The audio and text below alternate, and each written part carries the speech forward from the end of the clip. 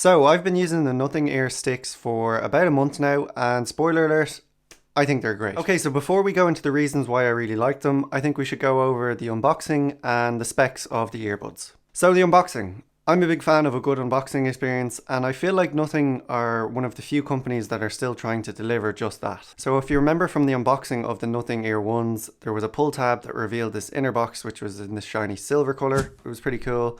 Well, we're spoiled now with the ear sticks because we have two pull tabs. So one of the sides reveals a little cylinder tube, and in that you obviously have the charger. It's a USB-C cable, of course. It's the same one that came with the Nothing Ear 1s. It's a short braided cable with like a clear cover. And then you just have some documentation and a QR code to scan and download the app. More on the app later. Then on the other side you have the earbuds themselves, and if you didn't notice already, they come in a pretty unique case. Something that I haven't seen before. The case is obviously a cylinder, and this red section you twist it around to reveal the earbuds. I think it's pretty cool. I've never seen this before, and I appreciate them kind of trying to do something different. Apparently it's to replicate like a lipstick case or tube, I'm not sure what you call them. But yeah, pretty cool, something different, and I appreciate it. So looking at the case closely, obviously the red bit twists around and you can take the earbuds out. On that red section you obviously have the charging port, which is USB-C. One thing to note straight away is it's USB-C only charging. There's no wireless charger, which is quite strange in today's age as everything has wireless charging. But obviously they decided to go for this shape in terms of the case over having wireless charging. So when you twist the case, it locks into place really nicely. There's only two options. It's either open or closed. It can't kind of sit in between, and you can't spin it quickly and go past another section. Like once you twist it 180 degrees, it locks, and then you twist it again. So it's kind of a nice mechanism, and it feels really premium. Then when you open the case, the buds are sitting there held in by magnets that are pretty strong. During my very scientific shake test, I found that the Ear 1s and the AirPods Pro had stronger magnets. It was harder to kind of flick them out, but the ear sticks were okay. I don't think it's an issue. Magnets are fine. And beside the charging port, you have a little silver button that just enables you to pair your earbuds to whatever device you want. So they've followed the same design pattern as the Nothing Ear 1s with this kind of clear futuristic case, and you can see the inside of the earbuds. It's pretty cool and I like it. It's different to anything that I've seen out there. So next, let's look at the earbuds themselves. First thing you'll notice is the shape of the earbuds is different to the Nothing Ear 1s and most popular earbuds these days. They don't have a silicone tip that goes into your ear. I think they call them open earbuds, and I know a lot of people don't really like them because they might not suit your ear type. On the website they say they've tested the shape in over 100 ears. And to me, for a global product, that doesn't seem like a lot of ears, but I guess I'm one of the lucky ones because they fit me pretty good. But yeah, just something to keep in mind. They mightn't suit you. If you need something that kind of holds the earbuds into your ear with the silicone tip or like a wing tip, maybe you go for that option. But for me personally, I think they're really comfortable. To be honest, this type of earbud is refreshing to me. I've said it a few times, but the Galaxy Buds Live are the most comfortable earbuds that I've ever worn. They were lacking in different departments, but in terms of comfort, they were my favourite. And the ear sticks are pretty close to that. They're very comfortable. I could wear them for hours at a time. I'm not saying these buds are similar to the Galaxy Buds Live. There's a lot of differences, but in terms of the fit, I find them very similar. So the reason why I like them is because all my other earbuds have the silicone tip, and I just feel like after a while of wearing them, they dig into your ear and you have to adjust them or potentially just take them out and give your ears a break. With the ear ones, I can listen to stuff for hours without even noticing that I have earbuds in my ear. And yeah, I really like that. So while I do like the design in terms of comfort, it does come with one major drawback. The ear sticks do not have active noise cancellation. So if that's a deal breaker for you, then again, you can click off this video because these don't have it. Personally, I don't really like active noise cancellation. I like to hear what's going on around me if I'm out on a walk or in the gym. I just like to know what's going on around me. And the ear sticks are great for that because you can hear your music, but you can also tell what's going on around you and you're not in your own little bubble. I do like active noise cancellation when I'm traveling on planes and stuff like that, but in those cases I'll use big overhead earphones because I just find the noise cancellation is much better.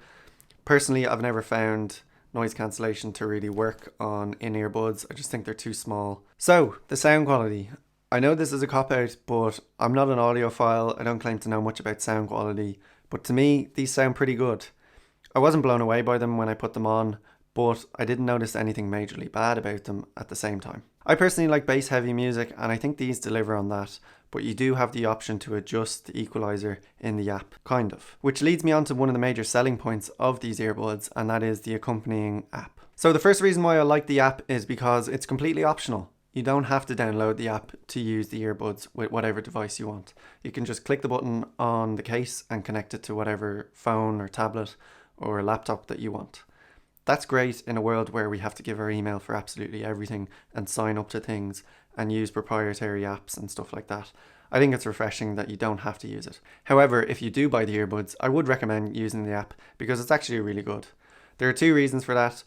One is you can customize the earbuds to your liking in terms of equalizer and controls. And then the second is firmware updates that are constantly coming through on the app just to give you the best listening experience and most up-to-date software. So the app itself is really nice. It kind of carries on with Nothing's aesthetic, if that's what you want to call it. And once you connect your buds, you have two main options, equalizer and control. In the equalizer section, you have semi-control on how the buds sound, and then you also have 4 presets.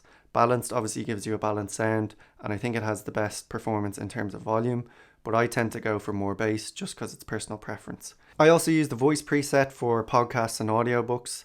It just helps make them sound really clear and isolate the voice really nicely. Then the other section is the controls, and this is really cool because you can adjust the controls for the left and right earbud to your exact liking. So nothing has changed to pressure sensitive controls on the ear sticks. If you remember, the Nothing Ear ones had touch controls and they were okay, but I did find them a little bit jarring to tap right on your ear. You could hear a loud pop every time you did it, and sometimes it didn't work, so you were tapping multiple times. They have switched to a pressure sensitive thing on the stem, which is really good. It's not as good as the AirPods version, but I am happy they added that in. So the battery life is pretty good on the ear sticks. You get 7 hours of listening time on a single charge, and then the case tops that up to 29 hours. For reference, the Ear Ones only had 5 hours of listening time on a single charge, but the case was bigger, so it gave you 34 hours overall. To be honest, once you get over 24 hours of anything, I think the details don't really matter. I think most people will be able to get some sort of charge at some point over a 24-hour period, so you're okay. And the website says that 10 minutes of charging gives you about 2 hours of listening time.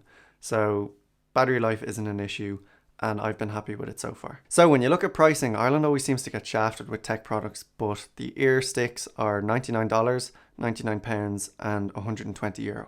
If you remember when the Nothing Ear ones came out, they were $99, euro, pounds across the board. So what a deal that was. It's a pretty hard pill to swallow that they've increased the price of them by 50% up to $150. But from what I can tell, they're pretty much out of stock everywhere, so I would expect an update of the Ear ones pretty soon.